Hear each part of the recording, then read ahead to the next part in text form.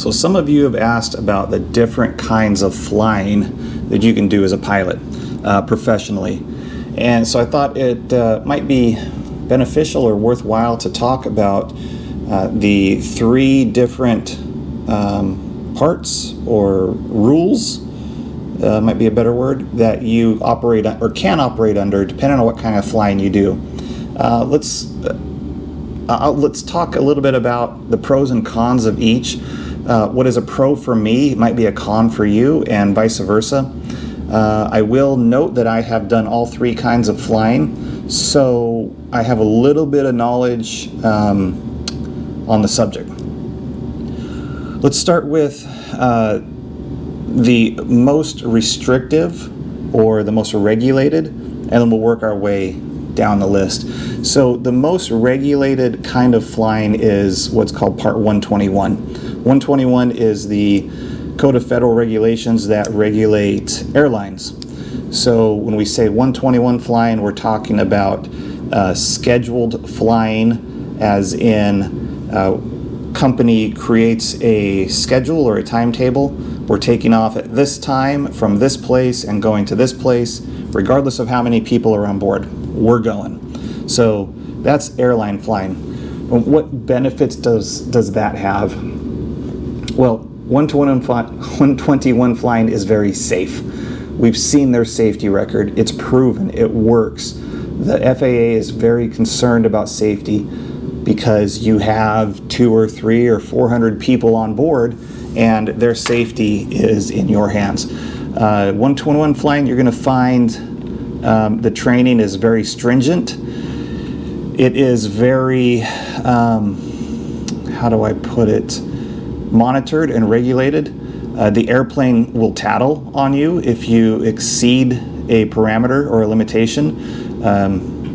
Sometimes if it's bad enough, you will receive a phone call from your company upon landing. So they can monitor everything real time. There is no hiding the fact that you exceeded the flap limitation, or you landed long, or whatever it is. 121 flying requires a lot of memorization. You're going to have to not only know flying concepts, but more importantly is your company policies. So what you have done at other companies may not fly at the airline you're working for. So what are pros and cons? Well, the pro is you know your schedule 6-8 weeks in advance, depending on how the bidding works. You are going to know what days off you have. You're not going to have any other duties during your days off. You walk out of the airplane at the end of your trip, and that's the last you will hear from the company, or the company will hear from you probably. So that time is yours.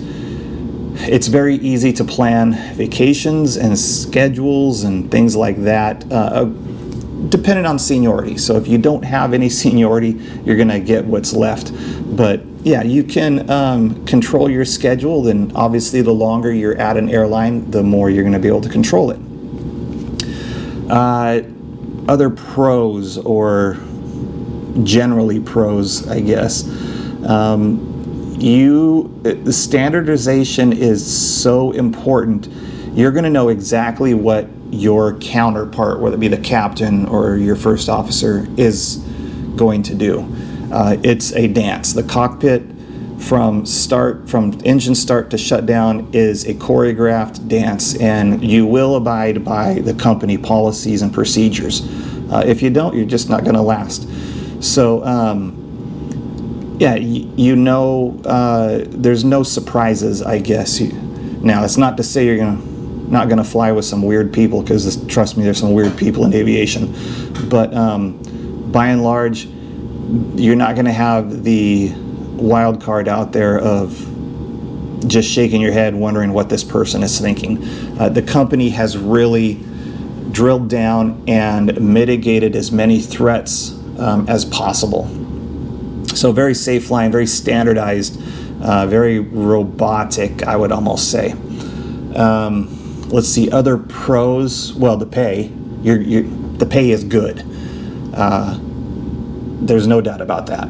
So especially at a major, compensation is top notch. Now, what are some of the cons? Why did I leave 121? So this is the order I went also. I went 121, 135, and 91. So why did I leave 121? Well, it's very monotonous. It's very predictable.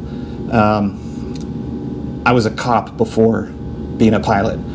I loved that unknown. I loved the variety and I guess the unknown of the day. 121 has none of that.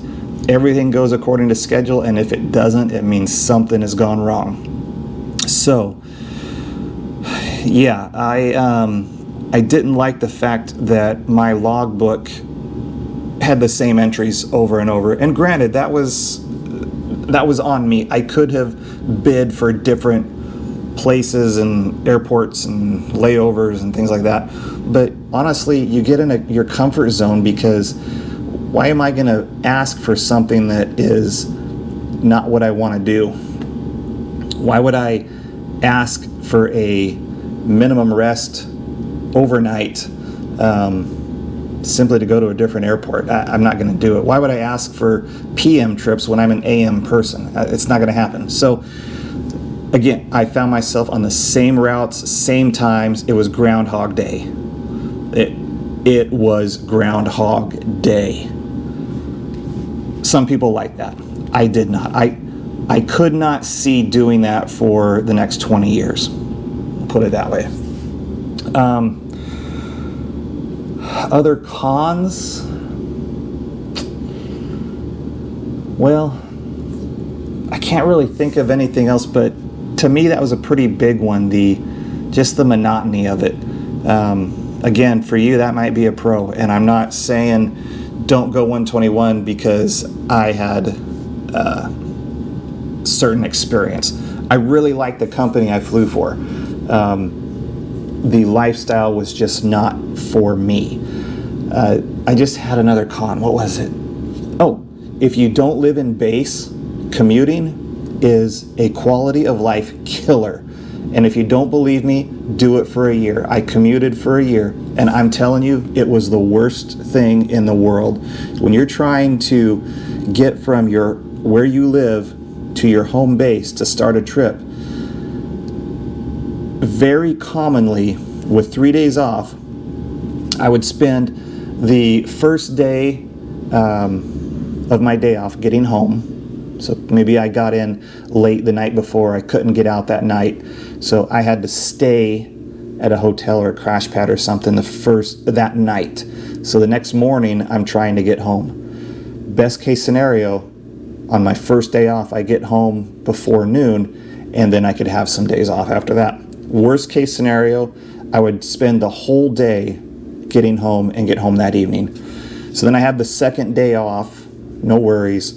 Third day, I'm trying to get back to work. So either in the morning or afternoon, afternoon was cutting it close sometimes, I would be commuting back to my base where the company starts my trips out of. So that can be a real quality of life killer. So if you don't live in base, just know that your 3 days off are going to turn into 1 day off. Your 4 days off will turn into 2 days off, and that's just the life you're going to live. Move to base. That's what I did. Life became infinitely better. So that's 121. Part 135. So 135 is non-scheduled on-demand flying. Basically, a company starts up, they make a nice big sign that they sit out on the ramp that says, "We'll fly wherever you want, whenever you want." That is not scheduled, it is on demand. The customer walks up, they give you money, and then you take them somewhere. Pros of that. That was some fun flying.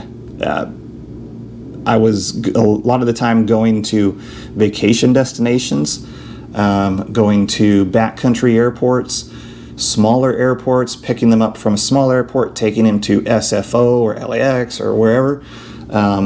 that was some truly interesting, challenging flying. And I would probably say that was my favorite kind of flying, even Part 91 included. Now, there are some very strong downsides to 135, and you have to get with the right company, because if you're not with the right company, you're going to get used and abused, and they're going to try to push you to do things that are not legal, as in arrest and whether simply to fulfill the charter and make the money, right? The pressure to go is huge, can be huge. Now, there's different kinds of 135 flying. There's your customer who just walks up, right, and pays the money. There's medevac flying, so that's a different animal in itself. But generally 135 is just charter on demand flying I'm speaking of here. The people you're flying, let's just be honest, they've got money, okay? They are chartering a plane, either like a turboprop or a jet, for themselves and nobody else, and they are not going to go to how I call them ugly airports. All right, so they're going to go to the Palm Springs, the San Diegos, the all your vacation, Aspen, Jackson Hole, all those vacation destinations. Now, maybe they go somewhere for business, but my experience by and large were people traveling for leisure, right? And they've got the money to do it on their time and at their convenience, and that's what they're paying for. I found, well, the only place I've ever earned tips is 135. You're not gonna get tips as an airline pilot for sure, and probably not Part 91 either. But I've made some good tips. People throwing around $100 bills like I spend $5 bills. So that was kind of cool. You can't count on it, but that was a little perk of the job. I found people were either extremely friendly and really cool, or absolute snobs. There was just, and I treated all of them the same, but that's just the way it was. You dealt with whatever was thrown at you, right? So I think that's about it for 135. You're not going to have a schedule. You're going to have like a week on and maybe a few days off or something. And when you're on that week on, you're on the hook. So last minute, away you go. If you're doing medevac, you might have 20 minutes notice to get airborne. So less predictable, I would say highly unpredictable, and a lot more interesting, a lot more challenging. A lot of times, if you're turboprop, you might be single pilot, so there's a safety factor there. You don't have anybody to really bounce ideas off of. You don't have the oversight like an ops center for 121 flying. You don't have somebody double checking your fuel and your weight and balance and weather and all that stuff. It's all on you and your co-partner, co-captain, whatever the situation is. So yeah, that's I think that sums up 135 flying for the most part. Can't think of anything else. Equipment, you may or may not have really good equipment. It might be beat up and run down, and maintenance might be a little iffy. Again, do your research on the company you're going to work for, because it can be a home run of a job, or it can be an absolute nightmare of a job. Finally, Part 91, that is the flying I'm currently doing. Part 91 is the Wild West of aviation. It is the least regulated. It's the same rules that you operate under as a private pilot. In my case, I am with a large corporation. They own their own fleet of jets. We fly them wherever they have a business interest. In our case, we don't fly to vacation destinations. It's the airplanes are used solely for business purposes, which is a plus in our case. As such, the airplane is the purpose of the airplanes is to make money. So it's to get executives or workers or whoever else has an interest or a need to quickly get to a destination, either quickly or to a destination that does not have airline service. So we can get them there very quickly. Schedule, again, this is, my case is posted a week or two out. But again, you might be in a Part 91 operation that is time sensitive and needs to fly immediately. So Part 91 can be the best or the worst. It just depends on the job you fall into. Again, you really got to do your homework when you're looking at a Part 91 place. Owners, when they fall on financial hard times, have been known to sell jets or airplanes out from under the pilots, and now you're out of work. So you kind of have to keep an eye to that possibility. Probably not going to go to a lot of touristy, vacation-y spots, which can be good. If you've ever tried to get into like Jackson in the wintertime, it's an absolute nightmare. So in my case, we go to a lot of rural airports, and which I'm totally fine with. However, you may not have the best hotel because you're in a small town and all they have is a mom and pop motel, and that's what you're going to get. Pay wise, again, it can widely vary. You might be compensated really well, you might be below industry standard. So you need to do your homework and figure out where a particular company stands. Talk to their pilots, look at the turnover rate. That's huge. The company I'm with currently has a lot of pilots who have been there decades, so very low to no turnover. Hard to get into because of that. It took me several years, but I'm extremely happy with where I'm at, what we're doing, the kind of flying we're doing, the equipment we're flying. Everything has just worked out really good. So I hope that helps. At the end of the day, I think you need to sit down and make a list of what's important to you, what is not important to you. I would even say there is no harm in trying all three. If you're a newer pilot, go to an airline, go to a regional. They are hiring like crazy. Get your ATP, get a type rating, do it in that structured environment, and everything after that will, I don't want to say be easy, but if you make it through the 121 training pipeline, that drinking from a fire hose, you can do anything. And employers know that. They know the standards at 121. You're going to get, again, your ATP paid for. A lot of places are doing hiring bonuses now, believe it or not, even at the regionals. I don't think you're going to go wrong as your first big boy or big girl professional flying job. I highly recommend trying 121 out. You might like it. You might absolutely fall in love with it, and that's it for you. You might not, though. You might move on to a Part 91 or a 135 job, and that's okay, because at the end of the day, I've made really good money and been unhappy. I've made not so good money and been very happy. And I will tell you, when it's all said and done, I will take less money and more happiness any day.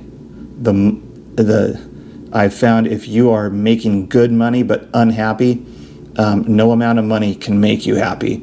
You probably don't have the time to spend the money you're making, so it's like, what's the point? But anyways, if you have any questions, feel free to send me a message. Drop a comment down below. I do my best to answer them. Happy to help out. I took a circuitous route myself, having another career before aviation, and I love helping out new pilots, whatever stage you're at. If you're a young kid just getting started, if you're an old person trying to get in as a second career like me. So Thanks for watching. I hope this helps. And let me know what you want to see in the future. Thanks and take care.